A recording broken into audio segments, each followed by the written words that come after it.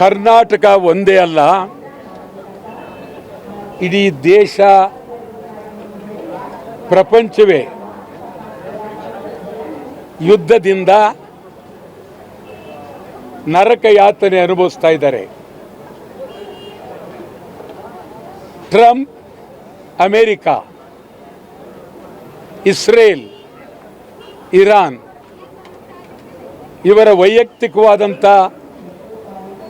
ದ್ವೇಷಕ್ಕಾಗಿ ಇಡೀ ಪ್ರಪಂಚದ ಜನ ಒಂದು ರೀತಿ ಕಣ್ಣೀರಿಡ್ತಾ ಇದ್ದಾರೆ, ನರಕದಲ್ಲಿ ಬದುಕುತ್ತಿದ್ದಾರೆ, ಒಂದಲ್ಲ ಒಂದು ರೀತಿಯಲ್ಲಿ ತೊಂದರೆ ಸಿಕ್ಕಿದ್ದಾರೆ. ಪ್ರಪಂಚದಲ್ಲಿ ಯುದ್ಧ ನಿಲ್ಲಿಸ್ತಕ್ಕಂಥ ಒಬ್ಬ ಯೋಗ್ಯತೆ ಇರತಕ್ಕಂಥ ಒಬ್ಬ ಪ್ರಪಂಚದ ವಿಶ್ವ ನಾಯಕ ಇವತ್ತಿಲ್ಲ. ನಾನು ನರೇಂದ್ರ ಮೋದಿ, ರಾಹುಲ್ ಗಾಂಧಿ ಸೇರಿದಂತೆ ಇಡೀ ಭಾರತ ದೇಶದ ಎಲ್ಲ ಪಕ್ಷದ ಮುಖಂಡರುಗಳು ವಿಶ್ವಕ್ಕೆ ಮಾರ್ಗದರ್ಶನವಾಗುವ ರೀತಿ ಒಂದು ಟೀಮ್ ಅಮೇರಿಕ, ಇಸ್ರೇಲ್, ಇರಾನ್ ಹೋಗಿ ಅವರಿಗೆ ಬುದ್ಧಿ ಹೇಳಿ ಪ್ರಪಂಚ ಹಾಳಾಗ್ತಾ ಇದೆ ಅಂತೇಳಿ ಹೇಳಬೇಕಾದ್ದು ಕರ್ತವ್ಯ.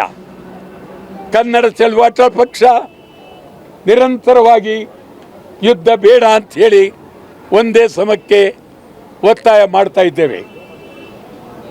ಯಾವುದೇ ಕಾರಣಕ್ಕೂ ಬೆಲೆ ಏರಿಸಬೇಡಿ, ಡೀಸೆಲ್ ಏರಿಸಬೇಡಿ, ಪೆಟ್ರೋಲ್ ಏರಿಸಬೇಡಿ, ಗ್ಯಾಸ್ ಏರಿಸಬೇಡಿ, ತೊಂದರೆ ಇದೆ. ಇನ್ನು 15 ದಿವಸ ಕನ್ನಡ ಚಳವಳಿ ವಾಟಾಳ್ ಪಕ್ಷ ಇದೇ ರೀತಿ ಮುಂದುವರೆದರೆ, ಬೆಲೆ ಏರಿದ್ರೆ, ಡೀಸೆಲ್ ಬೆಲೆ, ಪೆಟ್ರೋಲ್ ಬೆಲೆ ಇದು ತೀವ್ರ ಆದರೆ ಸಾರ್ವಜನಿಕವಾಗಿ ಸಮಗ್ರ ನಾಡಿನ ಕನ್ನಡಿಗರ ಪರವಾಗಿ ಕನ್ನಡ ಚಳವಳ ಪಕ್ಷ ಕರ್ನಾಟಕ ಬಂದ್ ಕೊಡ್ತೇವೆ.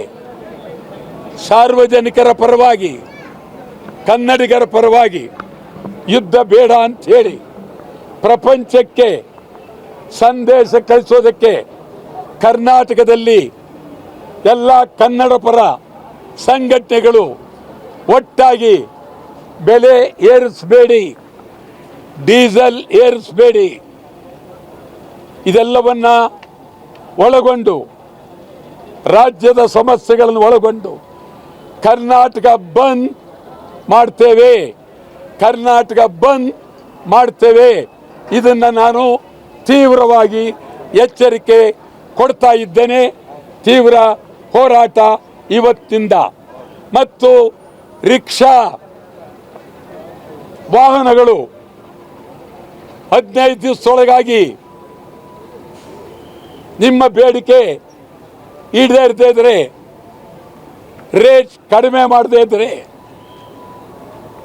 ರಿಕ್ಷಾ ಬಂದ್. ಇಡೀ ಮೊದಲು ಕರ್ನಾಟಕದಲ್ಲಿ ರಿಕ್ಷಾ ಬಂದ್, ರಿಕ್ಷಾ ಪರವಾಗಿ ಹೋರಾಟ ಮಾಡ್ತೇವೆ. ಸುಮಾರು 30 ವರ್ಷದ ಹಿಂದೆ ರಿಕ್ಷಾ ಬೆಂಗಳೂರಲ್ಲಿ ನಾನೇ ನಿಲ್ಲಿಸಿದ್ದೆ. ಈಗ ಮತ್ತೆ ಇಡೀ ಬೆಂಗಳೂರು ಕರ್ನಾಟಕದ ಸುತ್ತ ರಿಕ್ಷಾ ಬಂದ್. ಎಲ್ಲ ತಯಾರಾಗಿ ರಿಕ್ಷಾ ಬಂದ್, ರಿಕ್ಷಾ ಡ್ರೈವರ್ಗಳೇ ಎಲ್ಲ ತಯಾರಾಗಿ ರಿಕ್ಷಾ ಬಂದ್. ಇನ್ನು 15 ದಿವಸದಲ್ಲಿ ನಾವು ಕರೆ ಕೊಡ್ತೀವಿ, ರಿಕ್ಷಾ ಬಂದ್. ಈ ದೃಷ್ಟಿಯಿಂದ ಹೋರಾಟ ಇವತ್ತಿನಿಂದ ಆರಂಭ ಆಗಿದೆ. ಕನ್ನಡ ಚಳವಳ ಪಕ್ಷ ಆರಂಭ ಮಾಡ್ತಾ ಇದ್ದೀವಿ.